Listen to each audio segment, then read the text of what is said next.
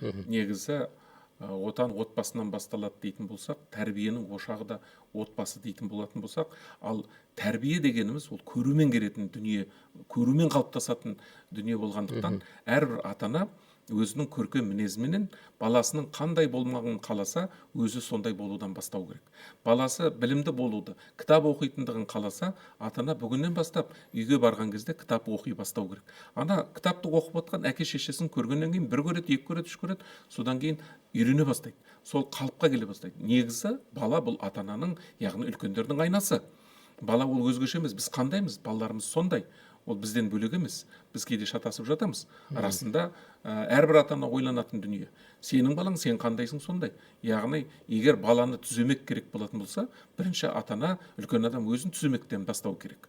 Сондықтан үйде ақыл айтқаннан гөрі, сол ақылды біз өзімізге үйретіп, өзіміз өзгертуден бастауымыз керек. Өмірдің өзгеруі әр адамның өзінен басталады деген қағида бар.